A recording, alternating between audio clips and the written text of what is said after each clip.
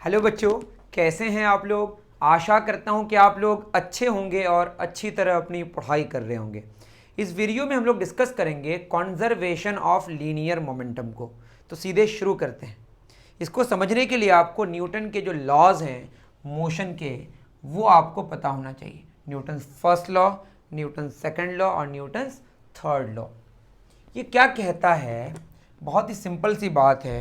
पहले इसका मैं प्रिंसिपल लिख देता हूँ। What is the principal of conservation of linear momentum, है ना। ये कहना क्या चाहता है। प्रिंसिपल इसका ये है कि अगर कोई सिस्टम है, सिस्टम का मतलब एक सिस्टम में, जैसे ये हमारा पूरा एक सिस्टम है, इसमें 3 3 6 7 मार्कर्स हैं और एक उसका कंटेनर है जो भी है इसको रखने वाला, है ना। तो ये पूरे सिस्टम में 8 पार्टिकल्स हैं, है ना। तो एक सिस्टम में कई पार्टिकल्स हो सकते हैं, हमारे सिस्टम में कई पार्टिकल्स हो सकते हैं। वो डिपेंड करता है, जैसे हम बात करते हैं कि हमारे पास एक कलम है और अर्थ है, तो कलम और अर्थ दोनों को मिला के अगर एक सिस्टम बनाया जाए तो इस सिस्टम में 2 बॉडीज़ हैं, 2 पार्टिकल्स हैं, जैसा कहें आप। तो 2 बॉडीज़, एक बॉडी का नाम है हमारा कलम, दूसरे का नाम है अर्थ। ऐसा ज़रूरी नहीं है कि एक सिस्टम में 2 ही पार्टिकल्स होंगे, 2 से ज़्यादा भी पार्टिकल्स हो सकते हैं या 2 से ज़्यादा भी ऑब्जेक्ट्स हो सकते हैं। तो एक सिस्टम में अगर 2 अलग अलग ऑब्जेक्ट्स हैं, है ना, तो इसमें जो आपस में फोर्सेस लगेंगे इनको कहेंगे, जैसे मैं बोला कि ये कलम है और अर्थ है, तो कलम जो अर्थ पर फोर्स लगाएगा वो इंटरनल फोर्स होगा और जो कलम भी अर्थ पर फोर्स लगाएगा वो भी इंटरनल फोर्स होगा, क्योंकि हमने इसको एक सिस्टम में माना है। अगर हम अर्थ को अलग सिस्टम माने और कलम को अलग सिस्टम माने तो इस कलम के द्वारा जो अर्थ पर फोर्स लगेगा वो एक्सटर्नल फोर्स होगा और अर्थ के द्वारा जो कलम पर लगेगा वो एक्सटर्नल फोर्स होगा। मतलब इंटरनल फोर्स का यह मतलब है कि जितने सारे बॉडीज़ को हमने सिस्टम के अंदर माना है, उन बॉडीज़ को आपस में जो फोर्सेस लगेंगे वो सारे इंटरनल फोर्सेस होंगे। और बाहर से उन सिस्टम के अलावा कोई भी, उस सिस्टम में जो बॉडीज़ हैं उसके अलावा कोई और बॉडी अगर उस सिस्टम के किसी भी बॉडी पर फोर्स लगाए तो वो एक्सटर्नल फोर्स होगा। समझ गए। तो आप पे डिपेंड करता है कि सिस्टम में कौन कौन सा बॉडी आपने लिया है। मान लें सिस्टम में आपने A B C D 4 bodies लिए। ये चारों बॉडीज आपस में जो फोर्स लगाएंगे, जितने सारे फोर्सेस होंगे, all will be internal forces. लेकिन इसके अलावा ई है, एफ है, कोई भी बॉडी अगर इन पे फोर्स लगाए तो एक्सटर्नल फोर्स होगा। अगर यहीं पे सिस्टम में अगर हम सिर्फ ए बी सी लें तो जो डी फोर्स लगाएगा सी पे, बी पे, ए पे, ये फिर एक्सटर्नल फोर्स हो जाएगा। और जो ए बी सी आपस में फोर्सेस लगाएंगे वो इंटरनल फोर्सेस होंगे। उसी तरह से अगर सिर्फ ए और बी को हम सिस्टम में माने तो सी और डी जो ए और बी पर लगाएगा वो एक्सटर्नल फोर्सेस होंगे और ए और बी जो आपस में फोर्सेस लगाएंगे वो इंटरनल फोर्सेस होंगे। समझ गए। तो डिपेंड करता है हमारे सिस्टम में कितने सारे बॉडीज हैं। तो सिस्टम में जितने सारे ऑब्जेक्ट्स हैं वो आपस में जो एक दूसरे के बीच फोर्सेस लगाएंगे वो इंटरनल फोर्सेस होंगे। और बाहर से कोई भी बॉडी अगर इन सिस्टम के पार्टिकल्स पर फोर्स लगाए तो उनको हम बोलेंगे एक्सटर्नल फोर्स। यहां जो हम पार्टिकल, बॉडी, ऑब्जेक्ट सब एक ही चीज हम मान के बात कर रहे हैं, हम बॉडी के साइज को भी इग्नोर कर रहे हैं। ओके, तो क्या बात हुई। इफ द प्रिंसिपल ये कहता है, if the net external force on a system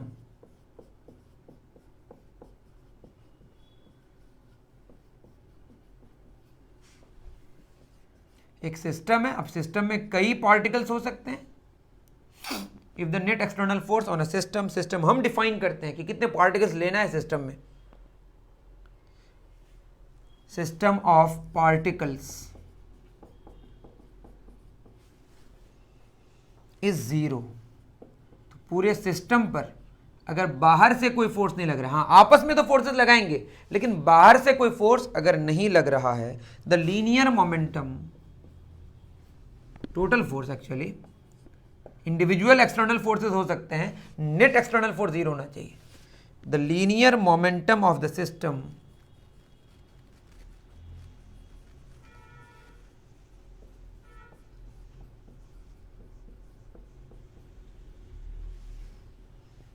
remains constant.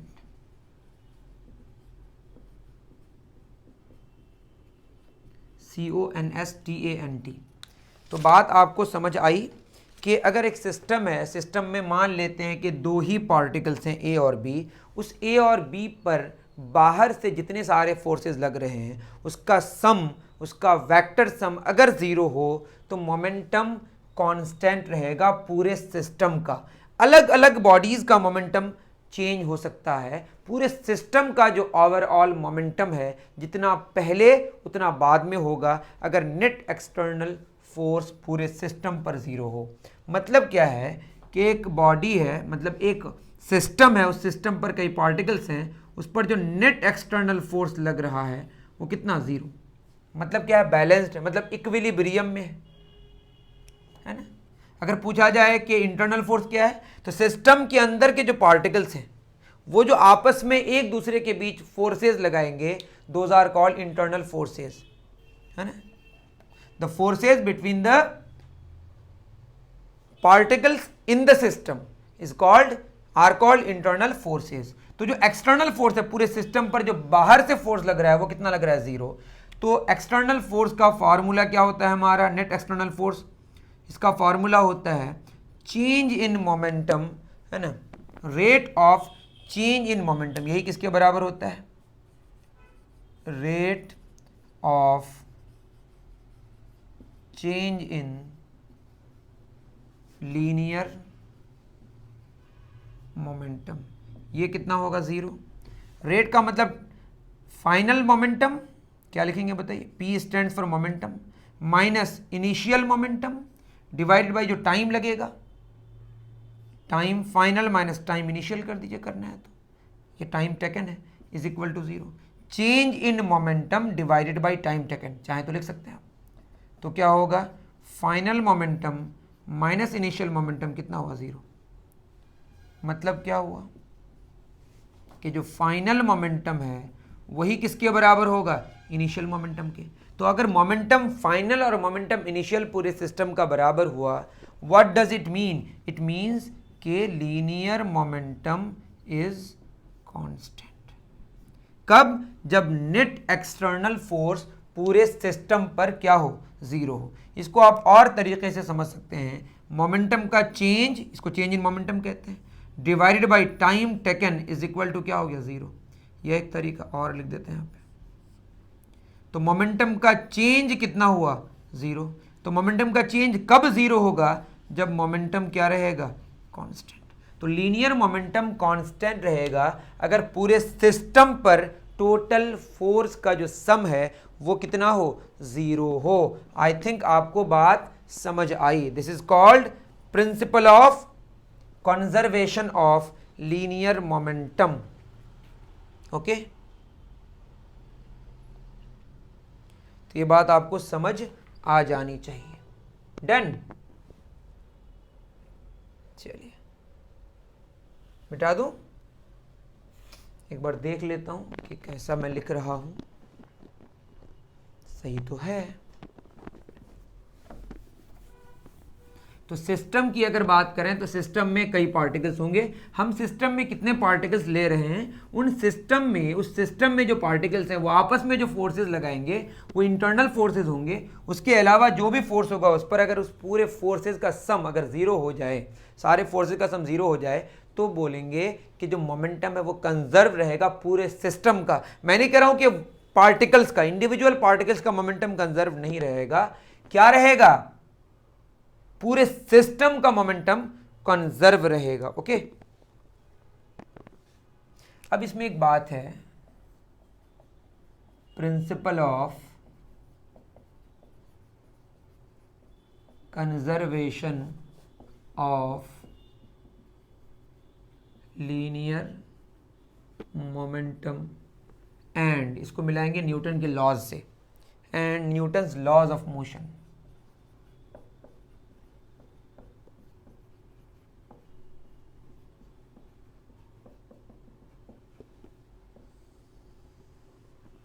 है ना। तो बात क्या है कि अगर मान लेते हैं कि हमारे पास एक सरफेस है ना, जो कि आप माने कि एकदम स्मूथ है ना, व्हाट इज हैपनिंग, है ना, क्या है बताइए, एकदम स्मूथ है। स्मूथ का मतलब फ्रिक्शन लगभग में जीरो है ना, फ्रिक्शन अप्रॉक्सीमेटली जीरो, मतलब नेग्लेक्ट कर सकते हैं ऐसे सरफेस को हम बोलते हैं स्मूथ सरफेस। ठीक है, मतलब हॉराइजॉन्टल एक फोर्स लग सकता था जिसको हम फ्रिक्शन कहते हैं, और वो अप्रॉक्सीमेटली क्या है, जीरो है। तो लग ही नहीं रहा है, मतलब जो भी फोर्सेस लगेंगे, जैसे हम ले रहे हैं यहाँ पे दो बॉडीज, एक बॉडी का नाम हमने दिया ए, दूसरे बॉडी का नाम हमने दिया बी, है ना, दोनों चल रहा है, ऐसे दिखा दी कि एकदम आ रहा है। मानते हैं कि दोनों जो रास्ते पे चल रहा है दोनों एग्जैक्टली सेम पाथ पे। यहाँ पाथ का मतलब ये नहीं कि रास्ता सेम है तो ओवरटेक करके चला जाएगा। पाथ का मतलब जो पीछे से आएगा अगर वो फास्ट है तो टकराएगा, सीधे कोलाइड करेगा। ए की स्पीड हमने मान ली u1 आगे की तरफ, और बी की भी स्पीड है, बी की स्पीड u2 आगे की तरफ,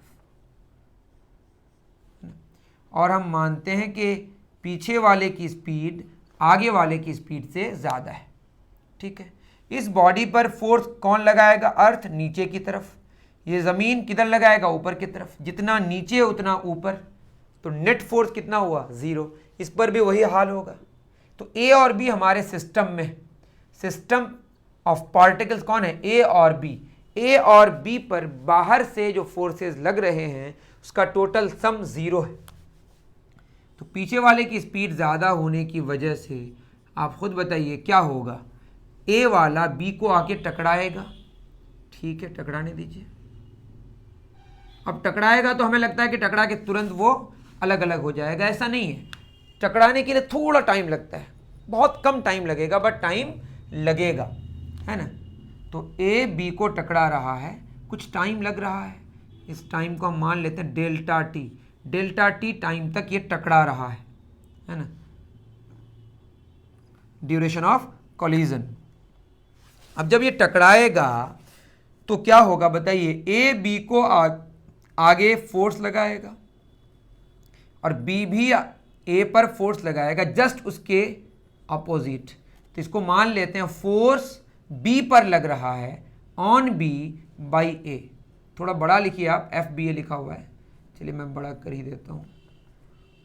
फोर्स किस पर, बी पर बाई ए, और ये हो गया हमारा फोर्स ए पर किसके द्वारा, बी के द्वारा, दोनों एक दूसरे के अपोजिट। तो यहाँ पे मैंने नेगेटिव लगा दिया, ठीक है ना। यहाँ वैसे डायरेक्शन दिखाई दे रहे हैं तो यहाँ पे आपको लगाने की ज़रूरत नहीं है, ठीक है, समझ गए आप। अभी मैं इसको नहीं लगा रहा हूँ, डोंट वरी फॉर दैट। अब जब ये फोर्स लगाएगा तो पहले तो ये यूनिफॉर्म वेलोसिटी पे आ रहा था, क्यों, क्योंकि फ्रिक्शन नहीं था, जो भी फोर्सेस लग रहे थे वो किधर, ऊपर नीचे, टोटल फोर्स जीरो था। तो इस पर कोई भी फोर्स नहीं लग रहा, इस पर भी फोर्स नहीं लग रहा था, मतलब इसकी जो वेलोसिटी है उसमें कोई बदलाव नहीं आ रहा था। u1 से आ रहा था आराम से, ये u2 से आराम से जा रहा था, ये भी जा रहा था, ये भी जा रहा था। पीछे की स्पीड ज़्यादा होने की वजह से पीछे वाला आगे को टकराया। सिस्टम में दोनों है, लेकिन अब सिस्टम में देखें अगर तो ए ने बी पर फोर्स लगाया और बी ने ए पर लगाया। सिस्टम के पार्टिकल्स एक दूसरे पे फोर्स लगाए, मतलब ये इंटरनल फोर्सेज है। ये जो फोर्सेज है कौन सा फोर्स है, इंटरनल फोर्सेज, अगर सिस्टम में ए और बी माने तो।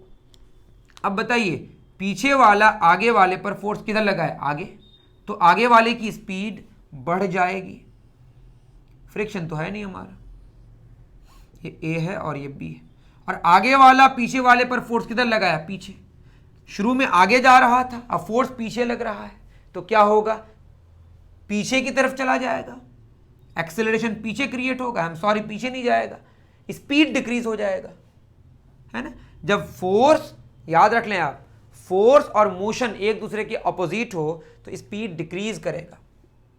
तो स्पीड फोर्स लगने के बाद जो डिक्रीज करा तो u1 से इसकी स्पीड कितनी हो गई, v1, और इसकी स्पीड हो गई हमारी v2। अभी इतना जान लें कि b की स्पीड बढ़ जाएगी, तो v2 ज़्यादा होगा किससे, v1 से, है ना, टकराने के बाद। अब टकराने के बाद फिर तो नेट फोर्स जीरो है ना, मतलब इस पर भी फोर्स नहीं है, उस पर भी फोर्स नहीं है, तब उसकी वेलोसिटी जो भी मिलेगी उसको कांस्टेंट हो जाएगी। यहां दोनों क्या कर रहा है, अप्रोच कर रहा है, अप्रोचिंग, और यहां क्या हो रहा है, दोनों दूर दूर हो रहा है, तो क्या होगा, सेपरेटिंग। मान रहे हैं कि कोई फ्रिक्शन नहीं लग रहा है, अगर फ्रिक्शन को कंसीडर करते तो ये कहानी हम बना नहीं सकते थे। मतलब जितना फोर्स आप लिख सकते हैं कि suppose there is a system containing दो पार्टिकल्स ए एंड बी,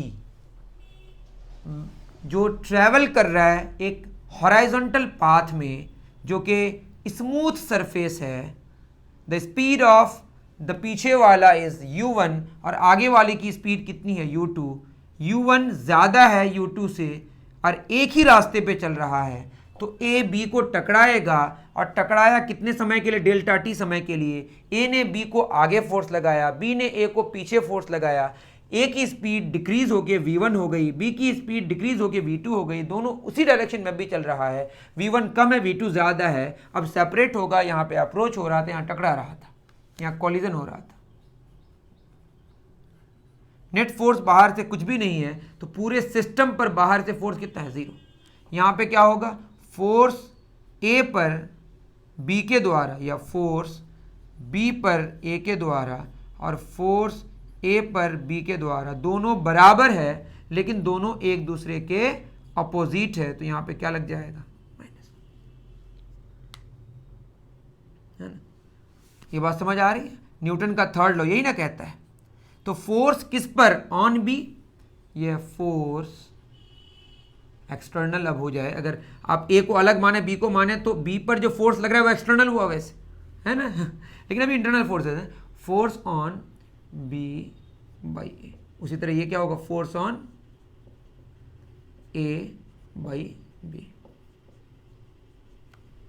तो बी पर जो फोर्स लगेगा, तो बी का हम क्या लेंगे, बी का मतलब इसका फॉर्मूला क्या होगा, मोमेंटम का चेंज इन मोमेंटम बटे टाइम का लगना, यही टाइम का लगना, इसी टाइम का लगना, इसके शुरू में स्पीड कितनी थी u1, इसके जस्ट बाद में कितनी हो गई v1, तो डेल्टा टी टाइम में u1 से कितनी हो गई v1, इतना इसका भी होगा, दोनों में टाइम का ड्यूरेशन सेम होगा, minus delta p by delta T.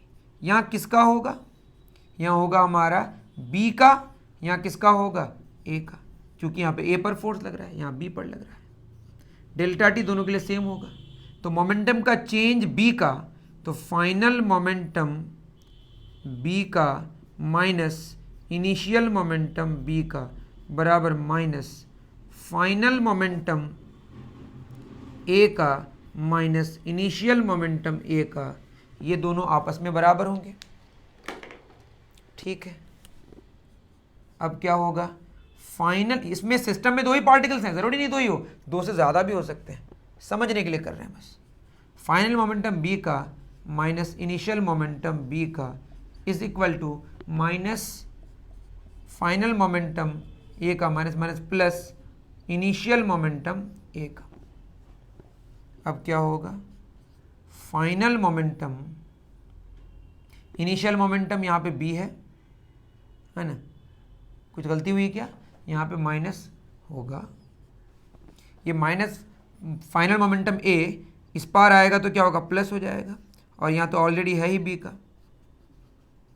बराबर इनिशियल मोमेंटम a का माइनस इनिशियल मोमेंटम b का, उस पर जाके ऐसा हो जाएगा। अब बताइए यहाँ पे क्या हो रहा है हमारा, ये a और b एक सिस्टम है, सिस्टम में दो पार्टिकल्स a और b, है ना।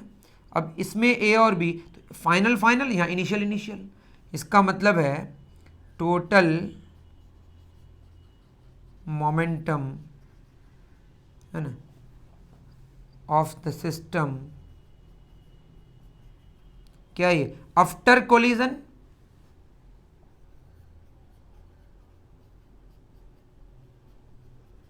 इज इक्वल टू क्या होगा, total momentum of the system before collision. Collision से पहले जो पूरा सिस्टम का जो मोमेंटम होगा टोटल, वो और बाद वाला दोनों आपस में बराबर होगा। सिस्टम में कौन है? ए और बी। क्यों ऐसा हुआ? क्योंकि बाहर से कोई फोर्सेस नहीं है, जो भी बाहर से फोर्सेस हैं वो आपस में एक दूसरे को क्या कर दे रहा है? जीरो। मतलब ए पर ऊपर और नीचे जो फोर्स लग रहा है वो टोटल फोर्स जीरो हो जा रही है, इस पर भी जीरो हो जा रहा है। तब क्या होगा? कॉलिजन से पहले और कॉलिजन के बाद का जो मोमेंटम होगा वो कंजर्व रहेगा। ठीक है, इसको हम अच्छे से अगर लिखें तो मोमेंटम ये वाला क्या होगा? m1 u1 या ma मास a का इंटू ua का प्लस mb ub, ये इनिशियल हुआ, इनिशियल मोमेंटम a का, इनिशियल मोमेंटम b का, बराबर mb vb ma va, final momentum a का प्लस फाइनल मोमेंटम b का, ये दोनों ये आपस में बराबर होगा। तो ये फार्मूला काफ़ी हमारा यूज़फुल होगा, है ना।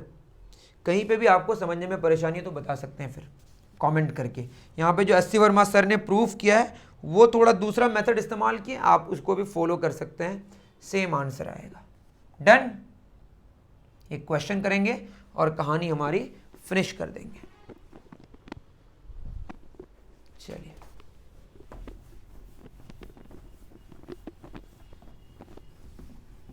इसके बाद हमारा फोर्थ वाला टॉपिक खत्म हो जाएगा, फिर शुरू होगा प्रेशर। ओके,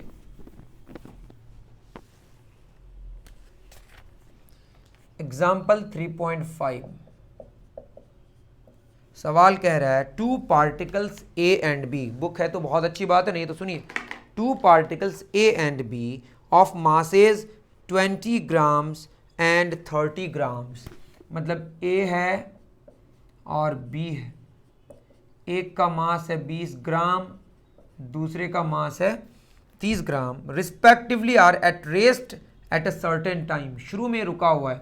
तो इनिशियली ए की स्पीड 0 है, इनिशियली बी की स्पीड भी 0 है, because of the forces exerted by them on each other, दोनों पे फोर्स लगा, सिस्टम के पार्टिकल्स एक दूसरे पे फोर्सेज लगा रहे। The particles start moving at a given instant, particle A is found to move towards the east with a velocity of 6 centimeter per second, ये नॉर्थ साउथ वेस्ट ईस्ट। तो कुछ समय के बाद पता चला एक दूसरे पे फोर्स लगाया तो A की वेलोसिटी ईस्ट की तरफ कितनी है? 6 centimetres per second. What is the velocity of particle at this instant B? What is the velocity of particle B at this instant, है ना। बी की कितनी स्पीड होगी, वेलोसिटी होगी। तो अब चूंकि बाहर से कोई फोर्सेस नहीं है तो क्या होगा? M A U A initial momentum पूरे सिस्टम का, एम बी यू बी बराबर M A V A plus M B V B. Okay, A का मास कितना? 20 grams, U A 0, mass of B 30 grams into 0 is equal to, है ना, mass of A 20 grams, velocity of A into 6 centimetres per second plus mass of B 30 grams into velocity of B जो निकालना है। अब पूरे system का momentum conserve रखना है तो खुद सोचिए, एक मोमेंटम अगर एक पार्टिकल का आगे आया तो उतना ही मोमेंटम पीछे आना पड़ेगा, वेलोसिटी नहीं मोमेंटम, है ना। ये तो पूरा 0 हो गया, इज इक्वल टू 20 इंटू 6 6 दूना 12 120 gram centimetres per second plus 30 gram into velocity B, क्या होगा? Minus 120 gram centimetre per second is equal to 30 grams into velocity of B. Gram gram क्या हो जाए? कैंसिल, 31 से 30, 34 से 120, या -4 centimetres per second is equal to velocity of B. अब चूंकि हम ईस्ट को पॉजिटिव माने हैं, चूंकि यहाँ पे देखिए पॉजिटिव 6 लिखे हैं और ये निगेटिव आया, इसका मतलब बी की जो वेलोसिटी है वो 4 centimetre per second towards waste, है ना। तो this is the answer. I think आपको बात समझ आई होगी, है ना। तो मिलते हैं फिर नेक्स्ट वीडियो में। Thank you very much.